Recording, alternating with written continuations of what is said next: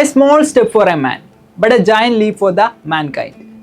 മനുഷ്യനെ സംബന്ധിച്ചിടത്തോളം ഇത് ചെറിയൊരു ചുവടുവെപ്പ് മാത്രം. എന്നാൽ മനുഷ്യരാശിക്ക് ഇതൊരു കുതിച്ചുചാട്ടം. ചന്ദ്രോപരിതലത്തിലിറങ്ങിയ നീൽ ആംസ്ട്രോങ്ങിൻ്റെ ആദ്യത്തെ വാക്കുകളാണിത്. അദ്ദേഹത്തിൻ്റെ വാക്കുകൾ അക്ഷരം പ്രതി ശരിയായിരുന്നു. കാരണം 4 ലക്ഷം കിലോമീറ്ററുകൾക്ക് അപ്പുറം നിന്ന് ചന്ദ്രനെ കാണുക മാത്രം ചെയ്തിരുന്ന മനുഷ്യൻ ആദ്യമായി അതിൻ്റെ ഉപരിതലത്തിൽ തൊട്ടെറിഞ്ഞ നിമിഷമായിരുന്നു അത്. 1969 July 20 Neil Armstrong, Michael Collins, Edwin Aldrin എന്നീ മൂവർ സംഘം അപ്പോളോ 11 എന്ന സ്പേസ് ഫ്ലൈറ്റിൽ ചന്ദ്രോപരിതലത്തിലിറങ്ങിയ നിമിഷമായിരുന്നു അത്. 4 ദിവസത്തെ ഭൂമിയിൽ നിന്നും പുറപ്പെട്ട് 4 ദിവസത്തെ യാത്രയ്ക്ക് ശേഷം ചന്ദ്രോപരിതലത്തിലിറങ്ങിയ അവർ സാമ്പിളുകൾ ശേഖരിച്ചും പരീക്ഷണങ്ങൾ നടത്തിയും 2.5 മണിക്കൂറോളമാണ് ചന്ദ്രോപരിതലത്തിൽ ചെലവഴിച്ചത്.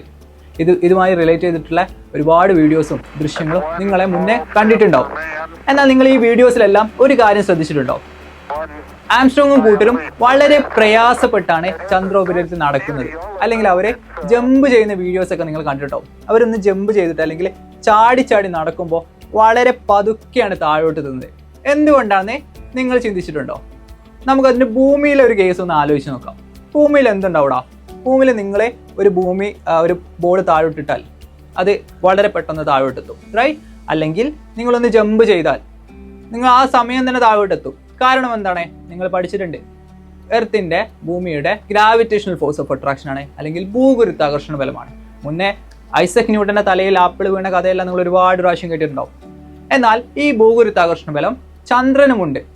പ്രശ്നം എന്താണെന്ന് വെച്ചാൽ ചന്ദ്രനിലെ ഈ ഭൂഗുരുത്വാകർഷണ ബലം ഭൂമിയിൽ അനുഭവപ്പെടുന്നതിൻ്റെ 1/6 മാത്രമേ ചന്ദ്രനിൽ അതുള്ളൂ. സോ നീൽ ആംസ്ട്രോങ്ങിനെ ഇവിടെ അനുഭവപ്പെടുന്ന ഭാരത്തിൻ്റെ 1/6 മാത്രമേ ചന്ദ്രനിൽ ഫീൽ ചെയ്യാൻ കഴിയുള്ളൂ.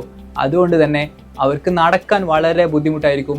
ജമ്പ് ചെയ്താൽ ആ ഒരു ആക്സിലറേഷൻ എന്ന് പറഞ്ഞാൽ ഭൂമിയിൽ അനുഭവപ്പെടുന്ന ആക്സിലറേഷൻ്റെ അല്ലെങ്കിൽ ത്വരണത്തിൻ്റെ 1/6 മാത്രമായിരിക്കും. ഓക്കെ, ഇത് മൂണിൻ്റെ കേസ്. എന്നാൽ നിങ്ങൾ സ്പേസ് ബഹിരാകാശ യാത്രികർ സുനിത വില്യംസിൻ്റെ ഒക്കെ വീഡിയോസ് കണ്ടിട്ടുണ്ടാവും. അവരെ ബഹിരാകാശ യാത്രയിൽ അല്ലെങ്കിൽ സ്പേസ് ഫ്ലൈറ്റിൽ ഇങ്ങനെ ഫ്ലോട്ട് ചെയ്ത് നടക്കുന്നത് നിങ്ങൾ ശ്രദ്ധിച്ചിട്ടുണ്ടാവും. എന്തുകൊണ്ടാണെന്ന് ഞാൻ ഈ പറഞ്ഞ ലോജിക്ക് വെച്ച് നിങ്ങളൊന്ന് ആലോചിച്ചിട്ട് കമൻറ്റ് ചെയ്യുക. ഇതുപോലത്തെ വീഡിയോസിനായി ചാനൽ സബ്സ്ക്രൈബ് ചെയ്യുക.